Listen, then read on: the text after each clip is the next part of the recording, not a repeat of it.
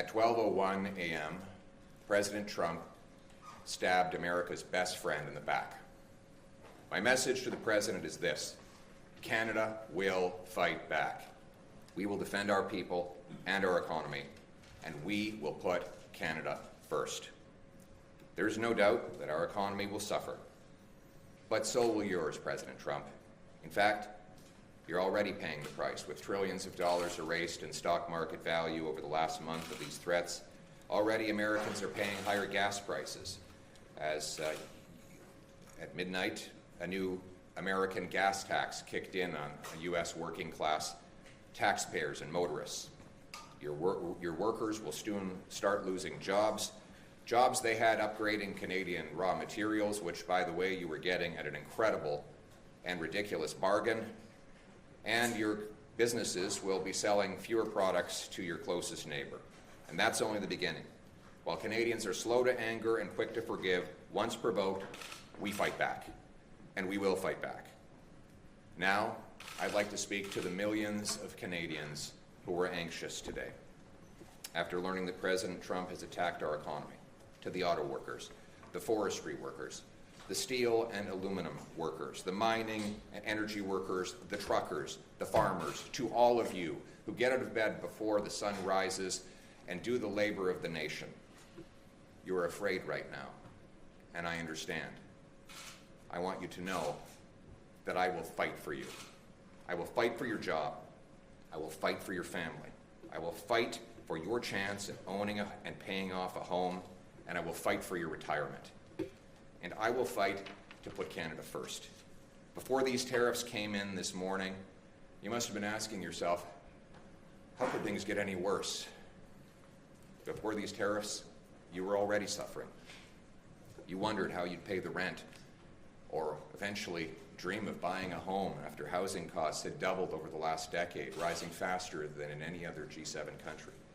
You've downgraded your diet, as food prices have risen 37% faster in Canada than in the United States over the last 5 years.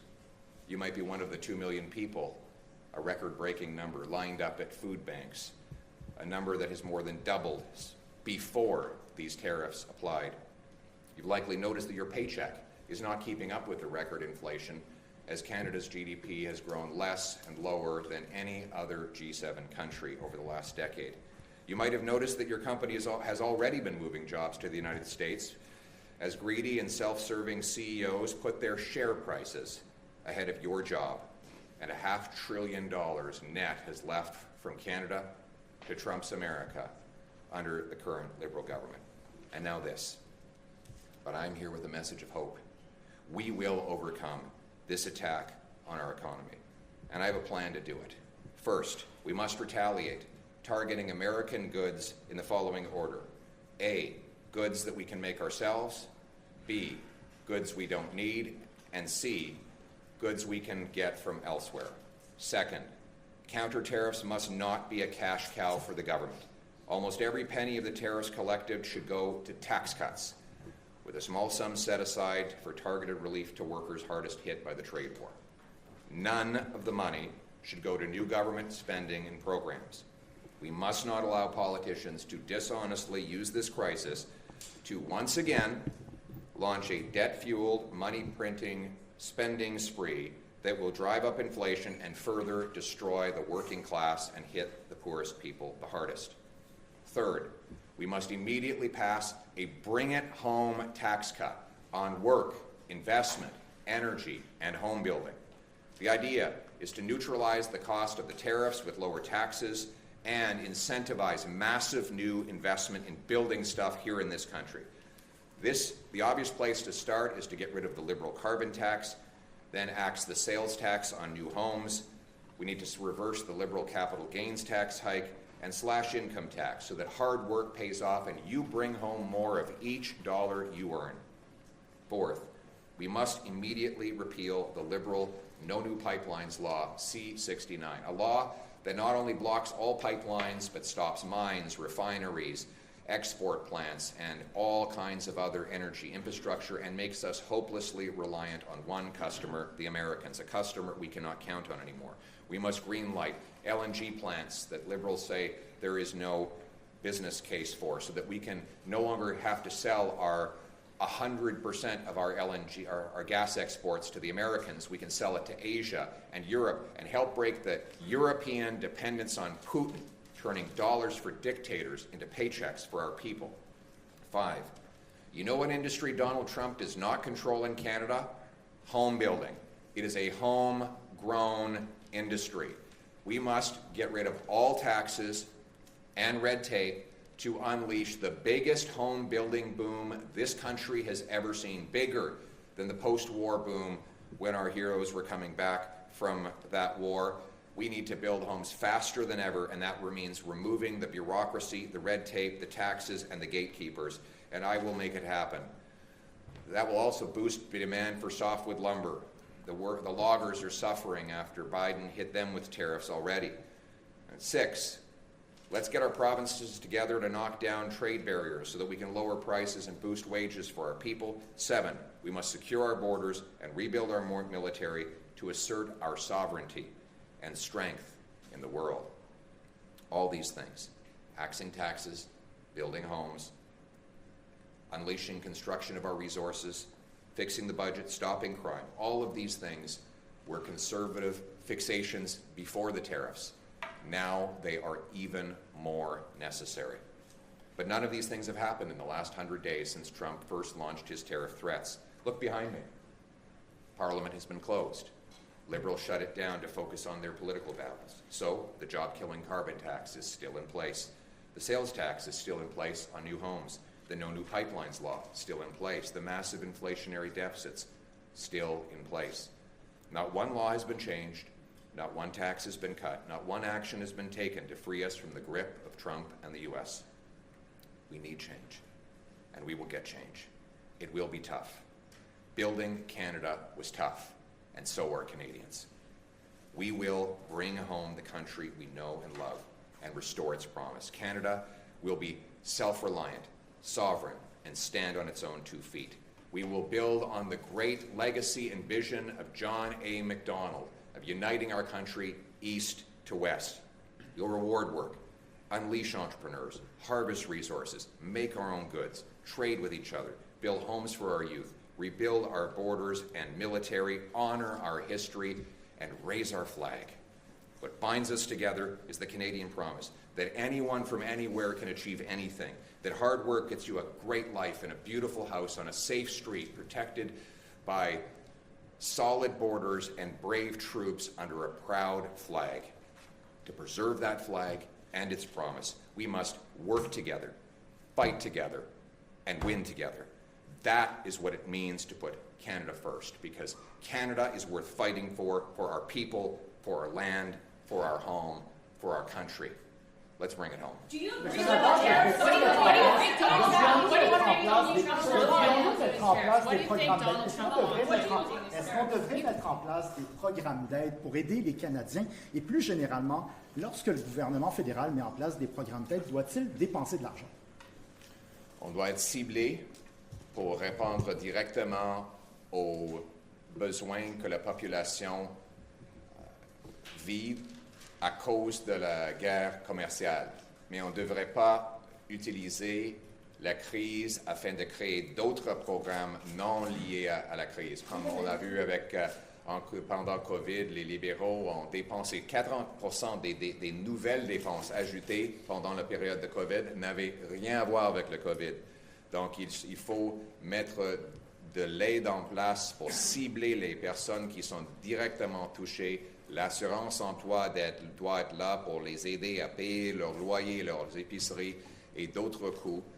Mais en même temps, la grande majorité des fonds levés par les tarifs devraient être utilisés pour couper les taxes et impôts afin de lancer notre économie et le rendre plus souverain. Le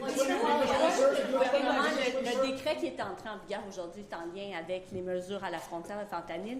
Croyez-vous que le gouvernement en a fait suffisamment? Puis croyez-vous à cet argument-là de M. Trump que c'était vraiment pour ça qu'on imposait des tarifs ou c'est un prétexte? Donc, non et non. Et c'est possible de dire que les libéraux n'ont pas assez fait pour protéger les Canadiens contre le fentanyl. Je l'ai dit depuis 2-3 ans, bien avant que l'arrivée au pouvoir de M. Trump. Mais ce n'est pas la justification. M. Trump n'a pas de justification pour mettre les tarifs contre les Canadiens. Il n'y a pas de justification. Il y a des armes et de fentanyl et des migrants illégaux qui viennent des États-Unis au Canada. Est-ce que c'est sa faute, à lui? Ce n'est pas une excuse. Oui, on doit s'attaquer au fentanyl, mais pas pour plaire à Donald Trump. C'est pour qu'aucune mère reçoive un claque à la porte d'un policier pour l'informer que son fils est mort sur la rue. On doit protéger notre monde. On doit mettre des peines de vie en place pour des grands vendeurs de fentanyl. On devrait ajouter un autre 2000 agents frontaliers. On doit mettre des drones, des tours de surveillance, des scanners, des boîtes qui entrent dans notre pays. On doit arrêter le fentanyl pour les Canadiens, pas pour M. Trump. How would you support Canadian business and workers? Sorry, I didn't get a chance to say that in English. The question was, have the Liberals done enough on fentanyl, and is that a good justification for Trump's tariffs? And the answer to both questions is no and no. No, the Liberals have not done enough on fentanyl, but not because they should have been doing it for Trump. They should have been doing it for Canadians. We've lost 50,000 people to fentanyl. That's more than died in the Second World War. And that is because of the weak borders, the soft laws, and the radical liberalization of drugs that the Liberals experimented with and that they want to continue on with. I would ban the drugs, add 2,000 CBSA border guards, more surveillance towers, scanners, and drones to interrupt the illegal entry of fentanyl into our country. And I would treat fentanyl dealers for what they are. They are mass murderers, and they will get life sentences when I'm Prime Minister. But let's be clear, that is not a justification for tariffs. We have guns, drugs, and illegal migrants coming from the United States to Canada. We have never tariffed the Americans for that. If the president wants to fight fentanyl, I agree with him, but I would do it not for President Trump. I would do it for Canadians so that not one more mother gets the knock on the door from a police officer telling her that her son has died in a back alley. Do you believe that Trump about annexing Canada? Tariff relief support package, whatever you want to call it, require reopening the House and passing legislation. Is this something you're open to doing, even if it requires supporting the Liberals on Well, we should have had the House open for the last 2 months. No, we haven't. That's a question for the Liberals. They're the ones that shut down Parliament, and that's why we haven't had those debates. Le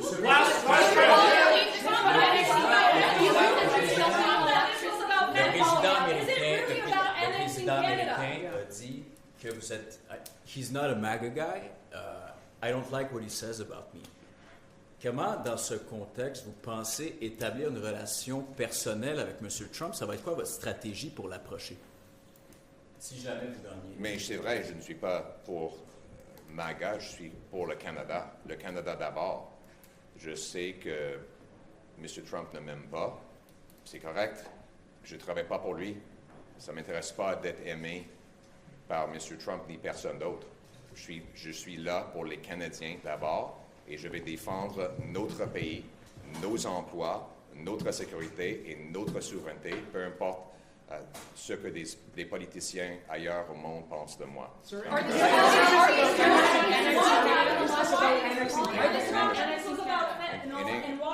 answer. Sir, is this about annexing Canada? Is that the end game here for Donald Trump? Let me be clear. I'm going to combine the two questions. The gentleman asked in French about President Trump's comments on me. The president says that he doesn't like me. He doesn't think that I'm a MAGA guy. I am not. It is true that I am Canada first. I'm only for Canada. I'm fighting for the interests of this people and this country. And if that upsets foreign leaders, including the American president, I'm fine with that, because I have one job to do, and it's to fight for this country. And let me be also clear. We will never be the 51st state. We will be self-reliant, sovereign, and stand on our own feet. We will be an independent and a sovereign country, and I will always stand up for our flag and our people. But